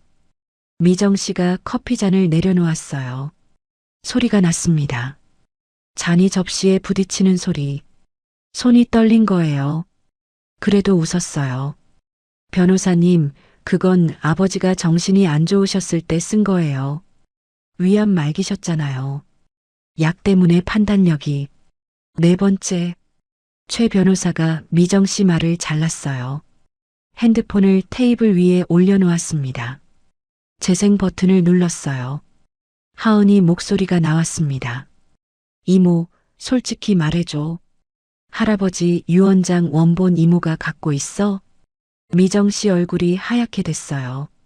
녹음이 이어졌습니다. 그 유언장은 아버지가 정신이 흐릿하셨을 때 쓴 거야. 그래서 이모가 가져온 거야? 응. 법무사 사무실에 맡겨져 있길래 아버지 심부름이라고 하고 내가 가져왔어. 지금 그거 어디 있어? 없앤 거야. 신경 쓰지 마. 거실이 조용해졌어요. 시계 소리만 들렸습니다. 미정 씨가 자리에서 벌떡 일어났어요. 이건 불법 녹음이야. 동의 없이 녹음한 건 증거 능력이 없어. 최 변호사가 차분하게 말했습니다. 대화 당사자가 직접 녹음한 경우 상대방 동의 없이도 증거 능력이 인정됩니다. 대법원 판례가 있습니다. 미정 씨 입이 다물어졌어요. 하은아. 미정 씨가 하은이를 봤어요. 눈이 떨리고 있었습니다. 너였어? 이모를 속인 거야? 하은이가 미정 씨를 봤어요. 울지 않았습니다. 떨리지도 않았어요. 이모, 나는 할아버지 유언장을 찾은 거야. 이모가 없앤 거. 그 말에 미정 씨가 대답을 못했어요. 시어머니가 입을 여셨습니다. 미정아. 미정 씨가 시어머니를 봤어요. 미정아, 내가 그랬단 말이냐? 시어머니 목소리가 떨리고 있었어요. 분노가 아니었어요. 충격이었습니다. 엄마 아니야. 이건 다 오해야. 아버지가 정신이 없었다고? 시어머니가 말을 끊으셨어요. 처음 봤어요. 시어머니가 미정 씨 말을 끊는 걸. 내 아버지가 유언장 쓸 때 멀쩡했어. 2년 전이면 아직 걸어 다니실 때야. 법무사까지 가셨다며. 복만이 할아버지까지 데리고 그런 사람이 정신이 없었다고? 미정 씨 얼굴이 일그러졌어요. 웃음이 완전히 사라졌습니다. 처음으로 진짜 표정이 나왔어요. 엄마, 그건 아버지가 순자 언니한테 너무 많이 주려고 한 거잖아. 건물이 세 채인데 하나를 며느리한테 준다고? 그건 아들한테 갈 재산이잖아. 그래서 내가 아버지 유언장을 없앤 거야. 시어머니가 소리를 지르셨어요. 이 집에서 시어머니가 미정 씨한테 소리를 지르시는 건 처음이었습니다. 아버지가 그걸 얼마나 고민하고 쓰셨겠어. 며느리한테 미안해서, 고마워서, 떨리는 손으로 편지까지 쓰셨는데 내가 그걸 없앴어? 미정 씨가 입을 다물었어요. 더 이상 웃지 않았습니다. 남편이 처음으로 입을 열었어요. 미정아. 미정 씨가 오빠를 봤어요. 아버지 유언장을 왜 숨겨? 그 한마디였어요. 남편이 23년 만에 처음으로 미정 씨 편이 아닌 말을 했습니다. 대단한 말은 아니었어요. 그런데 저는 그 한마디가 들렸을 때 가슴이 먹먹했어요. 23년 동안 한 번도 제 편을 안 들어줬던 사람이 처음으로. 늦었지만요. 미정 씨가 주저앉았어요. 소파에 맥없이 앉았습니다. 더 이상 변명하지 않았어요. 원본이 어디 있습니까? 최 변호사가 물었어요. 미정 씨가 한참 말이 없었어요. 시어머니가 다시 말씀하셨습니다. 미정아, 말해. 집에 있어. 뭐? 서울집 금고에 있어. 안 버렸어. 안 버렸어요. 미정 씨는 유언장을 버리지 않고 갖고 있었어요. 왜인지는 모르겠어요. 혹시 나중에 쓸 일이 있을까봐 남겨둔 건지, 아니면 차마 아버지 글씨를 버리지 못한 건지, 그건 중요하지 않았어요. 원본이 있다는 게 중요했습니다. 그때 시어머니가 저를 보셨어요. 순자야. 어머님이 제 이름을 부르셨어요. 에미야가 아니라 순자야라고. 23년 동안 처음이었습니다. 저는 시어머니를 봤어요. 수척해지신 얼굴, 떨리는 입술, 눈에 물기가 고여 있었어요. 아버지가 그렇게까지 생각하고 계셨는데 내가 몰랐구나. 시어머니가 고개를 숙이셨어요. 23년 동안 내가 이 집에서 한 일을 내가 너무 당연하게 생각했어. 제 심장이 멈추는 것 같았어요. 시어머니한테서 이런 말을 들을 줄 몰랐거든요. 23년 동안 한 번도요. 어머님, 저는 재산이 탐나서가 아니에요. 알아. 시어머니가 고개를 드셨어요. 눈물이 주름 사이로 흘렀습니다. 아버지가 남기신 마음을 그걸 찾으려고 한 거잖아. 네. 미안하다. 시어머니가 말씀하셨어요. 미안하다, 순자야. 23년 만에 사과였어요. 저도 울었습니다. 참으려고 했는데 안 됐어요. 시어머니 앞에서 이렇게 울어본 적이 없었거든요. 항상 부엌에서, 화장실에서, 아무도 없는 데서 울었어요. 시어머니 앞에서는 처음이었습니다. 하은이가 제 손을 잡았어요. 하은이도 울고 있었습니다. 거실에 울음소리가 가득했어요. 시어머니의 울음, 제 울음, 하은이의 울음. 미정 씨는 고개를 숙이고 있었어요. 남편은 천장을 보고 있었습니다. 남편의 눈도 붉었어요. 한참을 울었습니다. 23년 동안 쌓인 것들이 다 쏟아지는 것 같았어요. 최 변호사가 조용히 말했어요. 유언장 원본이 확인되면 법원에 유언 검인 청구를 하겠습니다. 자필 유언장의 요건을 갖추고 있다면 유증 효력이 인정됩니다. 그리고 박미정 씨, 미정 씨가 고개를 들었어요. 유언장 은닉은 민법 제1004조에 의해 상속 결격 사유에 해당합니다. 은닉 사실이 법적으로 확정되면 박미정 씨의 상속분 일부가 박탈될 수 있습니다. 미정 씨 얼굴에서 핏기가 빠졌어요. 변호사님, 제가 반환하면 안 되나요? 지금이라도 반환은 해야 합니다. 다만 은닉 사실 자체는 별개의 문제입니다. 미정 씨가 두 손으로 얼굴을 가렸어요. 어깨가 떨렸습니다. 우는 건지 분한 건지 저는 미정 씨를 봤어요. 믿었어요. 23년 동안 언니하면서 뒤에서 칼을 갈았던 사람.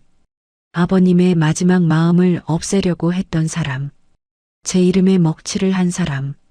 믿었지만 변호사님, 네. 상속 결격은 꼭 해야 하는 건가요?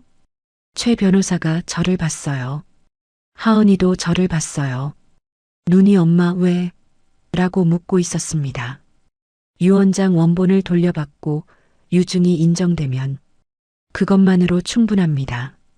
김순자 씨 상속 결격 청구는 선택입니다. 하셔도 되고 안 하셔도 됩니다. 안 하겠습니다.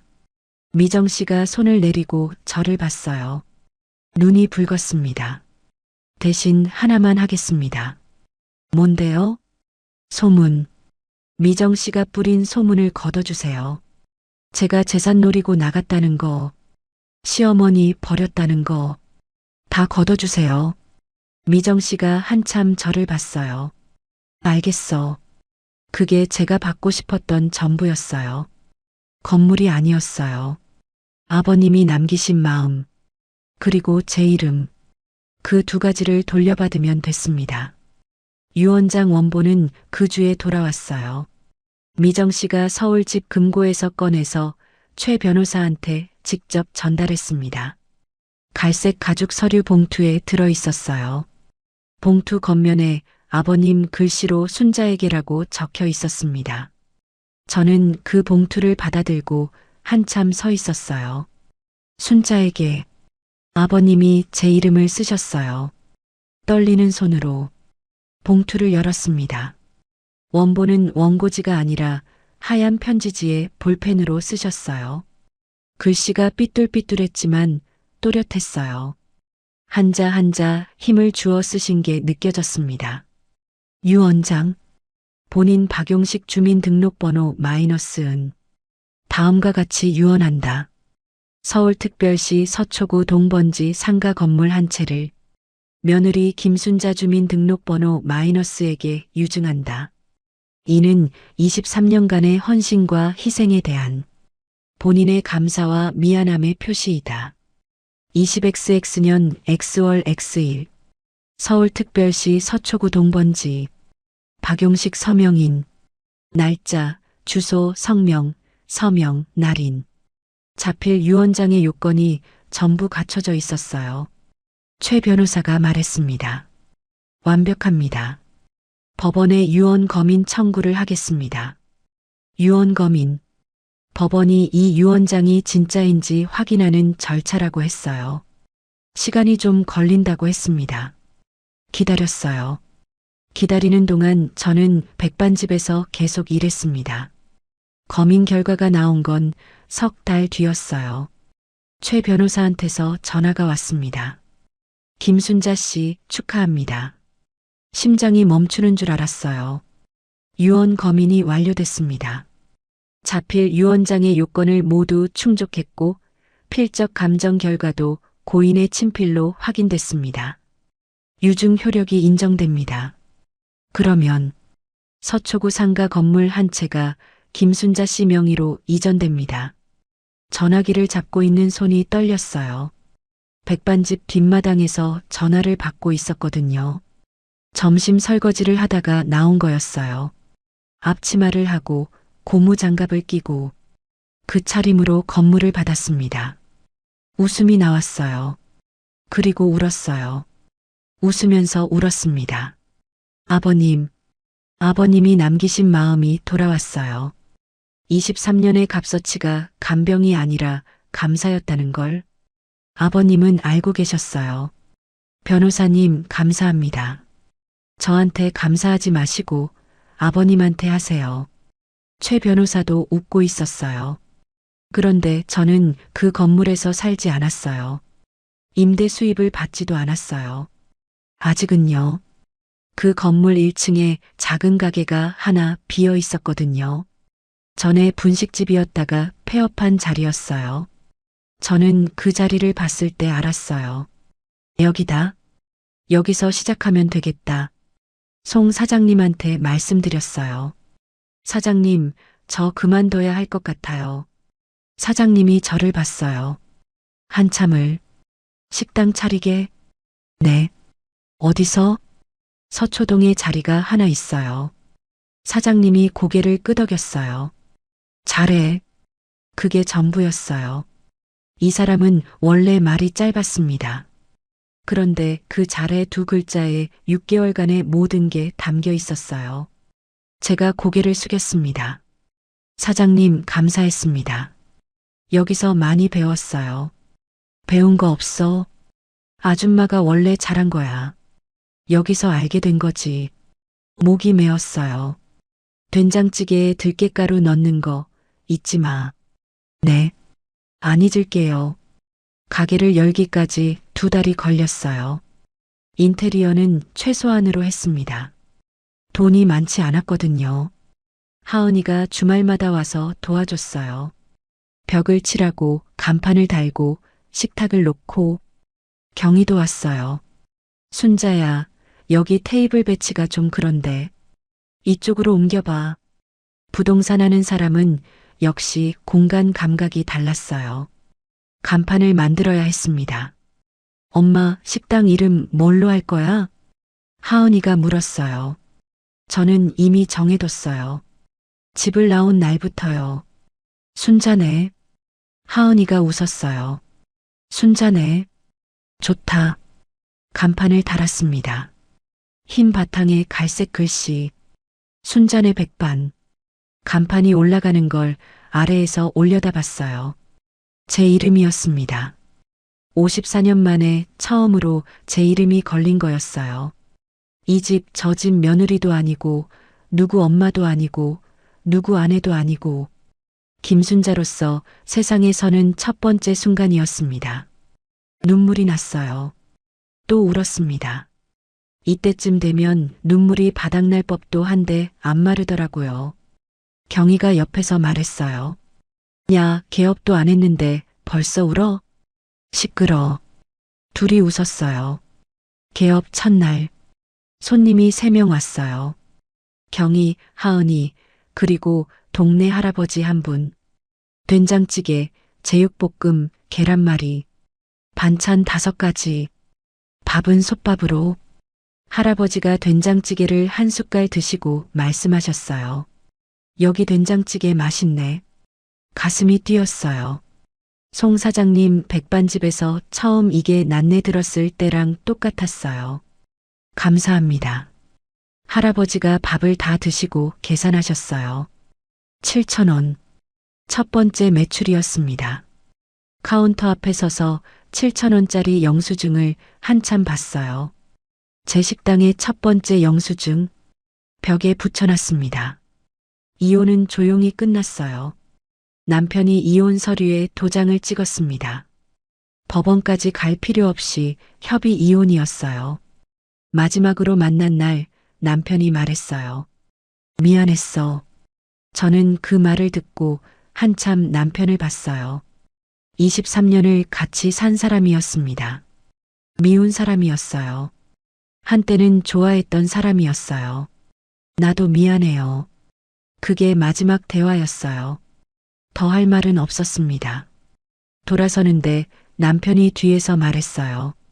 잘 살아. 돌아보지 않았어요. 고개만 끄덕였습니다. 미정 씨는 그 뒤로 소문을 거뒀어요. 약속을 지킨 거였어요. 시댁 쪽 동네에서 저를 보는 눈이 달라졌습니다. 아까 그 소문을 퍼뜨렸던 아주머니가 백반집에 찾아오셨어요. 아이고, 순자 씨. 그때 내가 잘 모르고 그랬어. 미안해. 괜찮아요. 드시러 오신 거예요? 응. 여기 된장찌개가 맛있다며? 소문은 나쁜 것도 빠르지만 좋은 것도 빠르더라고요. 미정 씨와 저는 다시 만나지 않았어요. 미워하지도 않았고 용서하지도 않았습니다. 그냥 끝난 거였어요. 우리 사이에 더 이상 할 이야기가 없었습니다. 시어머니는 간병인이 돌보게 됐어요. 남편이 비용을 냈습니다. 건물 임대 수입으로. 처음으로 아들이 어머니 간병 비용을 낸 거였어요. 23년 동안 며느리가 몸으로 했던 걸 이제 아들이 돈으로 하게 된 거였습니다. 남편이 직접 시어머니 방에 들어가는 날도 있다고 하은이가 말해줬어요. 서툴지만 약을 챙기고 밥을 데워드린다고. 23년 동안 한 번도 안 하던 걸 시작한 거였어요. 늦었지만요. 사람은 늦게라도 달라질 수 있나 봐요.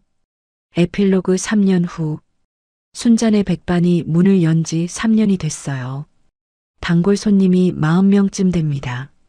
점심시간에는 줄이 서요. 동네 어르신들이 여기 된장찌개 최고야 하시면서 매일 오세요. 메뉴는 3가지밖에 없어요. 된장찌개 100반, 김치찌개 100반, 제육볶음 100반. 반찬은 매일 바꿉니다. 가끔 송 사장님이 오세요. 아무 말 없이 된장찌개를 드시고 가세요. 한 번은 드시고 나서 이러셨어요. 들깨가루 안 넣었지? 오늘은 안 넣었어요. 넣어. 그리고 가셨어요. 그게 그 사람의 응원 방식이었습니다. 경희는 여전히 부동산을 하면서 일주일에 한 번은 밥 먹으러 와요. 순자야, 솔직히 말해. 내가 소개해준 원룸이랑 여기랑 어디가 좋아? 여기가 좋지. 그럼 내 소개비는? 된장찌개 평생 무료. 그 정도면 됐다. 둘이 웃어요. 이렇게 웃을 수 있다는 게 3년 전에는 상상도 못했어요. 하은이가 결혼했어요. 사위는 조용한 사람이에요. 말이 많지 않은데 행동이 바른 사람이었어요. 처음 인사 왔을 때 저한테 이렇게 말했어요. 어머님, 앞으로 잘 부탁드리겠습니다. 어머님, 누군가한테 어머님이라고 불린 건 처음이었어요. 시댁에서는 애미야였으니까요. 결혼식 날 하은이가 제 앞에서 울었어요. 엄마, 고마워. 엄마가 용기 낸 거 내가 제일 잘 알아. 울지 마. 화장 번져. 엄마가 먼저 울잖아. 맞았어요. 제가 먼저 울고 있었어요. 시어머니가 식당에 오신 건 작년 가을이었어요.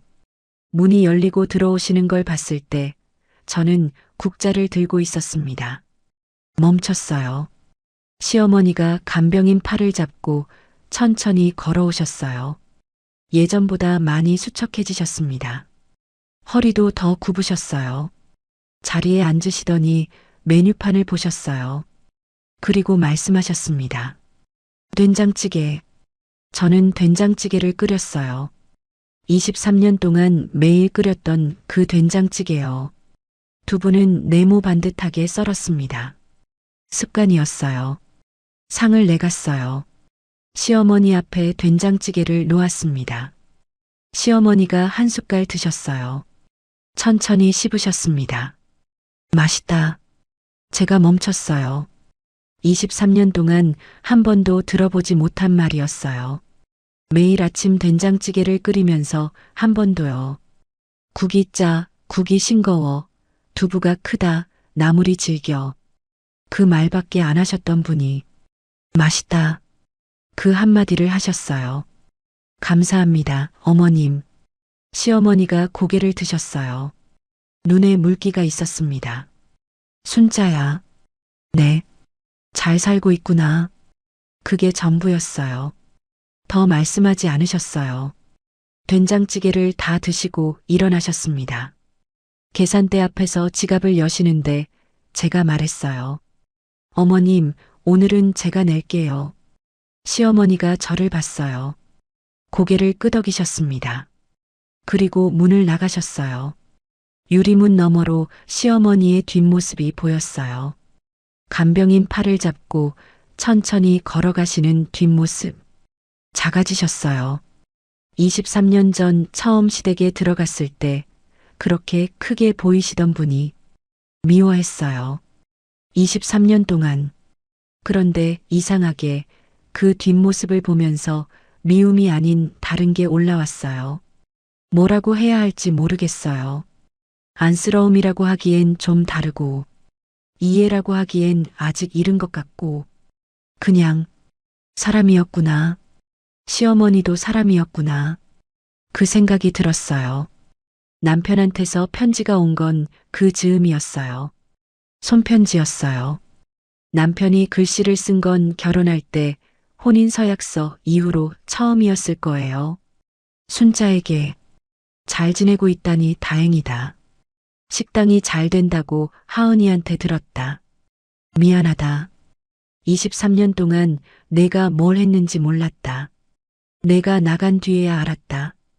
된장찌개 두부를 네모 반듯하게 써는 게 얼마나 힘든지, 빨래를 널고 개는 게 얼마나 귀찮은 건지, 엄마가 새벽에 부르면 일어나는 게 얼마나 힘든 건지, 다 내가 나간 뒤에 알았다. 늦었다. 나는 늦은 사람이다. 잘 살아라. 정수. 편지를 읽고 접었어요. 서랍에 넣었습니다. 답장은 쓰지 않았어요. 쓸 필요가 없었거든요. 미움은 아니었어요. 그냥 끝난 거였어요. 23년이라는 시간이 끝난 거였습니다. 오늘 아침에 식당 문을 열었어요. 매일 하는 일이에요. 새벽 5시에 일어나서 재료를 손질하고 육수를 내리고, 예전이랑 똑같아요. 새벽에 일어나고 밥을 하고 설거지를 하고. 그런데 달라요. 전부 제가 선택한 거거든요. 아침 6시 반. 식당 문을 열고 밖으로 나갔어요. 간판을 올려다 봤습니다. 순잔의 백반. 흰 바탕에 갈색 글씨. 제 이름이었어요. 54년 동안 저는 누군가의 딸이었고, 누군가의 아내였고, 누군가의 며느리였고, 누군가의 엄마였어요. 김순자인 적은 한 번도 없었습니다. 지금은 달라요. 이 간판이, 이 식당이, 이 아침이 전부 김순자의 것이에요. 찬바람이 불었어요. 가을이었습니다. 바람이 차가웠지만 춥지는 않았어요. 안으로 들어가서 불을 켰습니다. 가스레인지에 냄비를 올리고 된장찌개를 끓이기 시작했어요. 들깨가루를 한 숟갈 넣었습니다. 오늘도 하루가 시작됐어요. 제 하루가 참는 게 미덕이 아니었어요. 제 인생을 사는 게 미덕이었습니다. 여러분도 한 번쯤은 자신의 이름으로 살아보세요. 늦지 않았어요. 절대로. 오늘 영상이 좋았다면 구독과 좋아요 부탁드려요. 어디에서 듣고 계신지 적어주시면 그쪽을 향해 복 받으시길 기도드리겠습니다. 감사합니다.